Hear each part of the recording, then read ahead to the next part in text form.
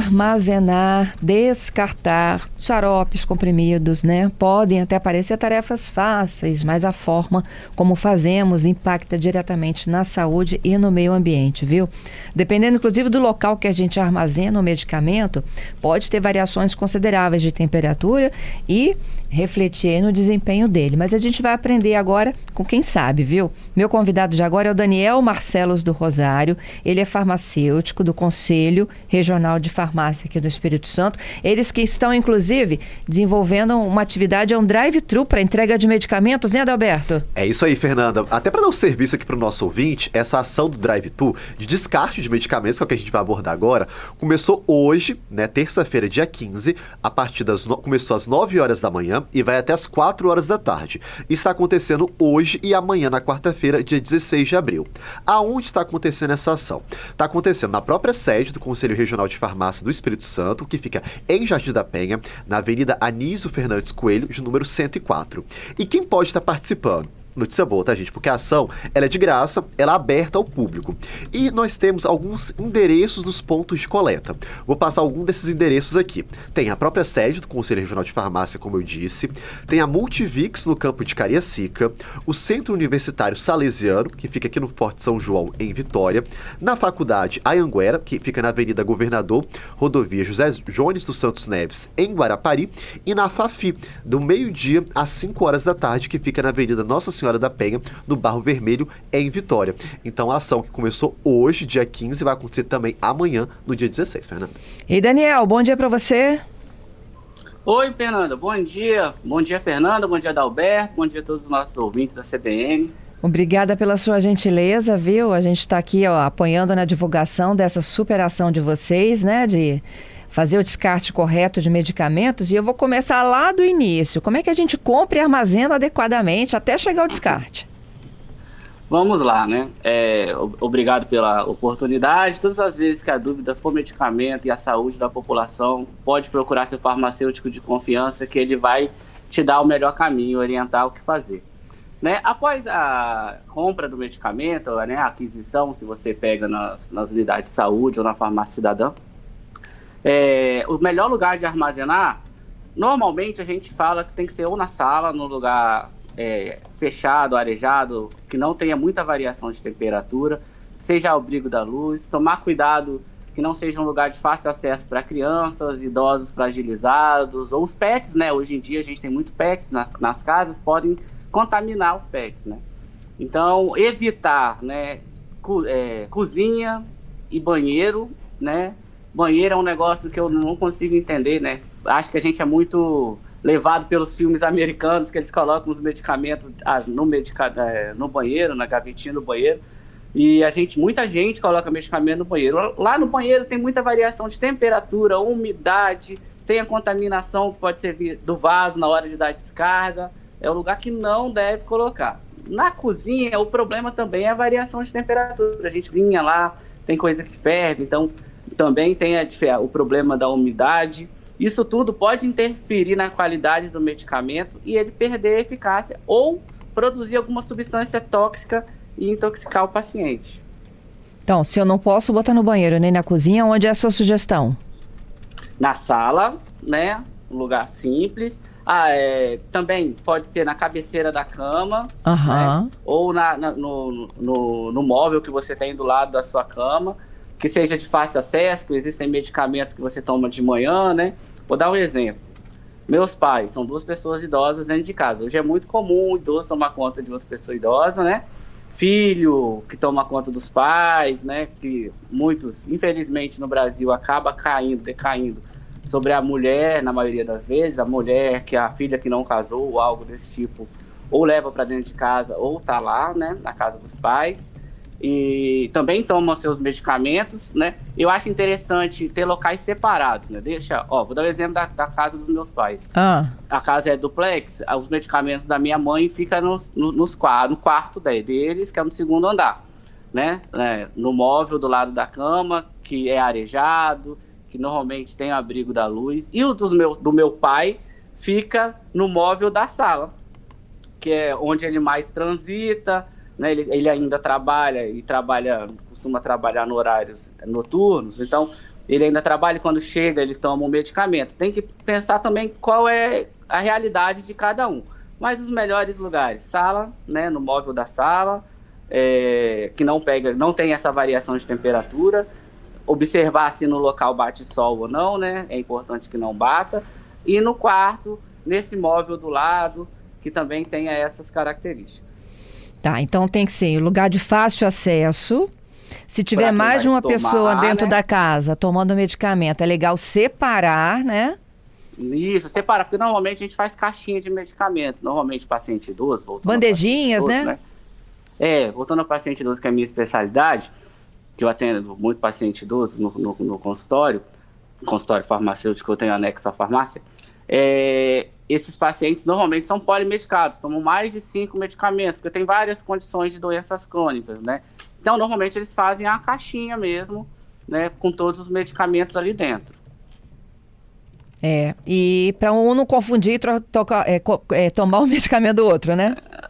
Já aconteceu de paciente meu aqui, do marido tomar o medicamento da esposa. Só que o medicamento da esposa era um clonazepam, que é um ansiolítico, né? E ele não é acostumado a tomar. E aí ele ficou grogue, e paciente idoso com esses medicamentos, muitas vezes, eles podem ter sinais de delírio, quer falar coisa com coisa, esse tipo de coisa. E risco de queda, não é? Risco de queda para o idoso é um complicador, porque a recuperação pode ser muito demorada, né? Se quebrar um fêmur, digamos assim, pode demorar uns 3, 6 meses, vai ficar acamado, vai ter que tomar mais medicamentos e pode levar até a morte, né? Depressão, porque vai ficar acamado, deixou de fazer as coisas. Mas com esse paciente não aconteceu nada disso, não. Ele só se intoxicou, né? Ele se intoxicou, se sentiu mal. A filha dele me ligou desesperada, ela é uma técnica de enfermagem, e a gente procedeu da melhor maneira possível, ficamos em observação e deu tudo certo. Entendido. Olha só, dentro do armário é um lugar ruim? Se o armário tiver a temperatura mais ou menos controlada, não é ruim. O problema é se lá esquentar demais, né? Se esquentar demais, é um lugar complicado. Entendido. O armário não é um lugar bom. Nossa, eu tô tentando... Você tá falando, eu tô olhando a minha casa, assim. Por que normalmente eu falo o armário da sala? Porque normalmente a gente abre a casa. Então vai ser um lugar ventilado, né? O móvel que tem o armário da sala, antigamente tinha arca, né? Esse tipo de móveis, é um lugar interessante. Então pensa aí no lugar da sua casa que seja assim. Mas onde tem criança não pode ter remédio de exposição, né? Não, vai ter que ser no armário na parte mais alta, né? Isso. Ou com chave. Ou criança, ou pet, se você tiver exposição. Existem pets que não podem tomar medicamentos comuns. Gato mesmo, a gente não passa paracetamol, pode fazer mal para ele. Então você vai ter mais um gasto com o seu pet, já pensou? Uhum. Então, gente, lugares frescos, né? Uhum. Não podemos, lugares que tem oscilação de temperatura. Banheiro, por exemplo, é o banho quente, né, que interfere, e a cozinha é o calor do fogão. Calor do fogão. E umidade, né? O banheiro tem muita umidade. Então, vai atrapalhar também na qualidade desse medicamento, principalmente se for um comprimido.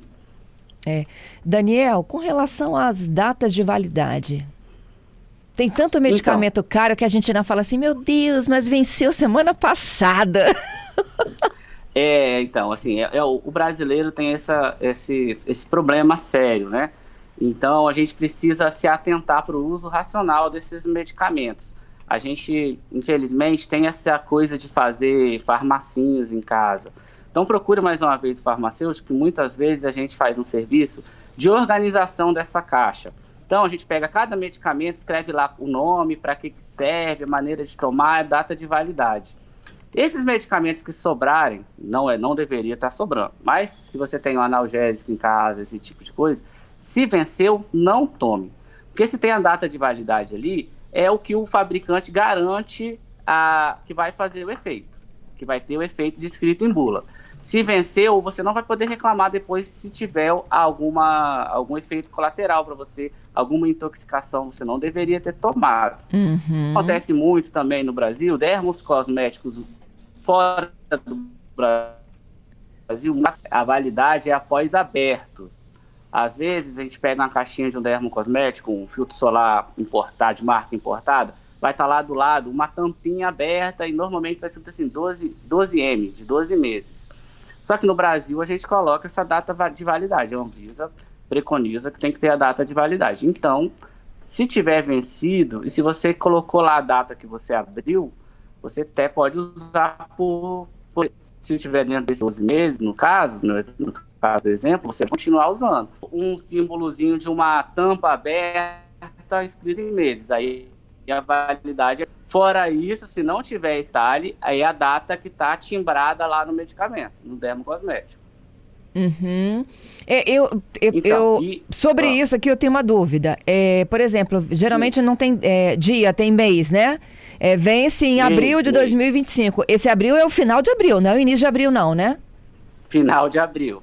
Você tem aquele mês que você pode utilizar. Uhum. Eu tenho várias perguntas de ouvintes para você. Uma delas, como é que eu guardo o termômetro? O termômetro, o lugar seria dentro dessa caixinha. Depois de você usar, você higieniza, né? Com álcool, passa um paninho com álcool nele. Muito molhado, só levemente embebido em álcool 70. Esse que a gente utilizou muito na pandemia, que é ele que é o desinfetante, né? E você vai e guarda mesmo, dentro vem junto, né? Com o local que tem o biquinho, um buraquinho do biquinho para baixo, guarda. E a gente usa muito termômetro digital, né? Isso. Quase não se acha termômetro. O termômetro de mercúrio é proibido, né? Proibido. Tudo à base de mercúrio. Acho que foi ano passado ou atrasado, proibiram mesmo o termômetro de mercúrio, inclusive nos ambulatórios, que era um termômetro de mercúrio grande, que também foram proibidos. Isso. Quase de risco de contaminação. Se quebrar, pode contaminar o meio ambiente, né? Isso aí. Daniel Marcelos do Rosário, farmacêutico do Conselho Regional de Farmácia aqui no Espírito Santo. E a pergunta é como é que a gente compra, condiciona e também, já vou chegar nessa dúvida de vocês, descarta remédios, né? Dicas muito legais, não dá para colocar na cozinha nem no banheiro. O melhor lugar é no ambiente seco, seguro, sem umidade, sem variação de calor. O Daniel deu algumas dicas, né? Usando o próprio exemplo da casa dele, na mesinha de cabeceira ou então num armáriozinho na sala. E se o seu armário do quarto também for um lugar seguro, né? Que não sofra variação de temperatura, também pode ser por lá, né, Daniel? Isso aí, pode sim. O ouvinte Gerson... Ter sucesso no tratamento. Pode falar. A gente pega essas dicas para ter sucesso no tratamento, né? Às vezes a gente gasta tanto com medicamento, mas não guarda da maneira correta. É isso. Lugares onde há pessoas com Alzheimer e com autismo. A sugestão do Gledson é fazer caixinhas tipo baú com chave. Sim, pode ser. É a ideia da caixinha de medicamento, né? Que é muito utilizada com as pessoas, na casa das pessoas. Com chave é muito interessante, porque ele não vai conseguir abrir. O paciente que tem algum tipo de demência, a gente tem que tomar cuidado, porque se for logo no início, ele vai estar com as atividades em dia, né? Vai ter os momentos de esquecimento, os momentos que ele vai estar meio perdido em casa, mas vai ter os momentos como se a antena pegasse. Ele sabe onde ele vai saber onde está a chave. Se tem um cuidador ou algum filho que dá o medicamento, talvez deixar no quarto desse filho, com os horários certinhos, ou também, se for o caso, pode contratar um profissional, um farmacêutico, no caso, separa em doses unitárias, coloca em sacolinha com o nome do medicamento e qual é o medicamento, que aí vai estar disponível só o medicamento do dia para esse paciente, né? Mas às vezes é mais complicado, então eu acho mais interessante para evitar qualquer tipo de problema ou intoxicação, né, o paciente que tem demência, se ele tomar o medicamento duplicado, ele pode ter sintomas muito mais complicados, exacerbados, né? E, então, ele pode ficar muito agressivo, né? E aí é muito complicado para o cuidador familiar sentir tudo isso no paciente, né? Que ele pode xingá-lo e tal. Já é complicado o dia a dia. Se ele tomar o medicamento duplicado, ou se ele esquecer do medicamento, ou se ele jogou fora, se naquele momento de lucidez ele achar que não tem nenhum problema. Entendido. Jogou fora o medicamento e fica parecendo que ele tomou, né? Mas é um caminho, sim, é o Jefferson, né? Isso, Gledson. Jefferson. Então, é um caminho, sim, ter um baúzinho com a chave. Ok. Que você fique com a chave. Como é que eu descarto o medicamento? E onde dou? São as duas últimas perguntas. Descarte de medicamento nunca no vaso, nunca em lugar nenhum, nem em xarope, que é líquido, né? procura uma farmácia ou unidade de saúde que receba esses medicamentos, que ele vai dar a destinação certa. Existe no Espírito Santo um decreto chamado 5851, no mês passado, do ano passado, de outubro do ano passado, que está regulamentando a logística reversa no Estado. Acredito que até o final do ano já vai estar tudo certinho, está na fase dos grupos técnicos, nas discussões, mas acredito que até o final do ano vai ter tudo certinho, que a cada 10 mil habitantes vai ter um local de coleta, que vai ser provavelmente uma farmácia, né, da região, que vai receber esses medicamentos vencidos ou em desuso, né, às vezes você parou de usar, não vai utilizá-lo mais. Ou você pode doar para alguma instituição de saúde, ou igrejas, ou correlatos, né, para que faça o tratamento para alguém, ou você vai e descarta nessas farmácias. Hoje e amanhã o nosso descarte é ali na frente, na descida da ponte Ayrton Senna, à direita, não pode entrar à direita não, né? Vai ter que dar a volta na praia, né? Mas ali no Conselho Regional de Farmácia, de 9 às 4 horas, hoje e amanhã, a gente está recebendo todos esses medicamentos vencidos ou em desuso, junto com a marca ambiental, para a gente conseguir dar a melhor destinação para esses medicamentos. Em qualquer caso de dúvida, procure. Ok. O que não falta na sua farmacinha? O que eu tenho que ter dentro de casa, assim, para qualquer urgência? Interessante seria não ter nada, mas como eu sei que a gente vai usar os medicamentos, então é importante a gente ter algum antiácido ou analgésico antitérmico, se você é alérgico a algum ou não e tenha em casa. Sempre discrimine qual é o medicamento, coloca a data de validade numa etiqueta na frente para você saber a data de validade, que vai ficar mais fácil depois você visualizar em caso de vencimento, né? Porque senão a gente está deixando em casa e às vezes a letrinha embaixo é ruim de enxergar, né? Então a gente pode tomar um medicamento vencido e não saber. Tá certo. E para febre, né, dor, essas coisas, tem que ter umzinho? Analgésico e antitérmico normalmente é para febre. Aí a dipirona, paracetamol, né? Esses medicamentos que são medicamentos que a gente chama de MIP, tem que tomar cuidado. Qual é o tipo de febre, né? Se for persistente, procure um profissional de saúde para ele te orientar melhor, porque pode ser de caso de dengue. Se você estiver sentindo dores nas articulações, pode ser chikungunya.